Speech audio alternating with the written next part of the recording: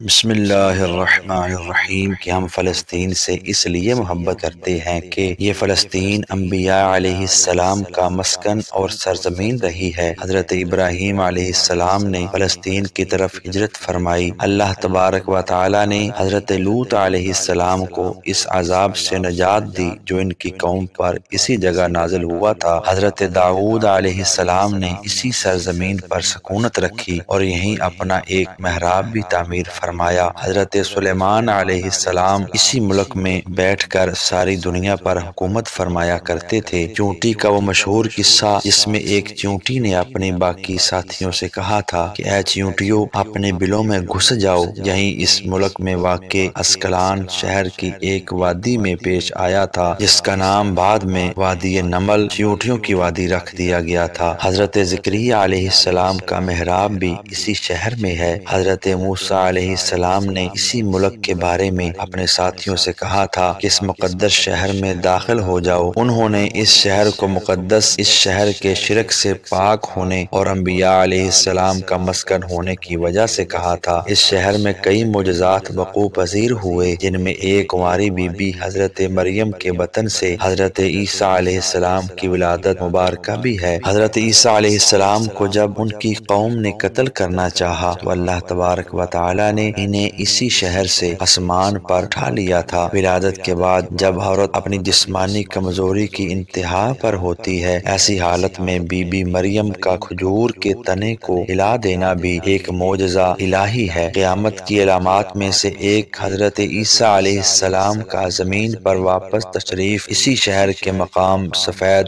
مینار کے پاس ہوگا۔ اسی شہر کے ہی مقام باب لد پر حضرت عیسیٰ علیہ السلام مسیح دجال کو قتل کریں گے۔ فلسطین ہی ارض محشر ہے۔ اسی شہر سے ہی یاجوج و ماجوج کا زمین میں قتال اور فساد کا کام شروع ہوگا۔ اسی شہر میں وقوع پذیر ہونے والے قصوں میں سے ایک قصہ طالوت اور جالوت کا بھی ہے۔ فلسطین کو نماز کی فرضیت کے بعد مسلمانوں کا قبلہ اول ہونے کا اعزاز بھی حاصل ہے۔ ہجرت کے بعد حضرت جبرائیل علیہ السلام دوران نماز ہی حکم ربی سے آقا علیہ السلام کو مسجد اقصی فلسطین سے بیت اللہ کعبہ مشرفہ مکہ مکرمہ کی طرف رخ کرا گئے تھے۔ جس مسجد میں یہ واقعہ پیش آیا وہ مسجد آج بھی مسجد قبلتین کہلاتی ہے۔ حضور اکرم صلی اللہ علیہ وسلم معراج کی رات آسمان پر لے جانے سے پہلے مکہ مکرمہ سے یہاں بیت المقدس فلسطین لائے گئے۔ سرکار دو عالم صلی اللہ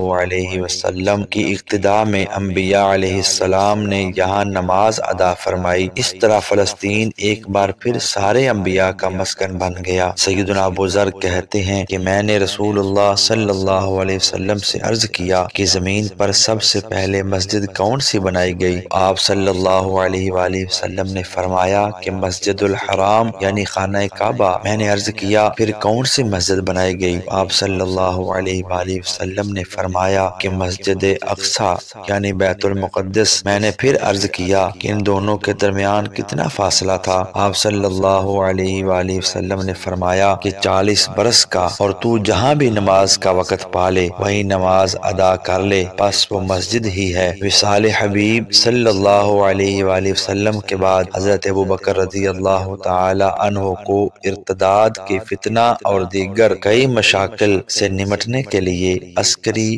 اور افرادی قوت کی اشد ضرورت کے باوجود بھی ارض شام فلسطین کی طرف آپ صلی اللہ علیہ وآلہ وسلم کا تیار کردہ لشکر بھیجنا بھی ایک ناقابل فراموش حقیقت ہے۔ اسلام کے سنہری دور فاروقی میں دنیا بھر کے فتوحات کو چھوڑ کر محض فلسطین کی فتح کے لیے خود سیدنا عمر کا چل کر جانا اور یہاں پر جا کر نماز ادا کرنا اس شہر کی عظمت کو اجاگر کرتا ہے۔ دوسری بار بعینہ ہی معراج کی رات بروز جمعہ 27 رجب 583 ہجری کو صلاح الدین ایوبی کے ہاتھوں اس شہر کا دوبارہ فتح ہونا بھی ایک نشانی نشانی ہے۔ بیت المقدس کا نام قدس قرآن سے پہلے تک ہوا کرتا تھا۔ قرآن نازل ہوا تو اس کا نام مسجد اقصی رکھا گیا۔ قدس اس شہر کی اس تقدیس کی وجہ سے ہے جو اسے دوسرے شہروں سے ممتاز کرتی ہے۔ اس شہر کے حصول اور اسے رومیوں کے جبر و استبداد سے بچانے کے لیے 5000 سے زیادہ صحابہ کرام رضوان اللہ علیہم اجمعین نے جام شہادت نوش کیا، اور شہادت کا باب آج تک بند نہیں ہوا، سلسلہ ابھی تک چل رہا ہے۔ یہ شہر اسی طرح شہیدوں کا شہر ہے۔ چینل کو سبسکرائب ضرور کیجیے گا۔ اللہ حافظ۔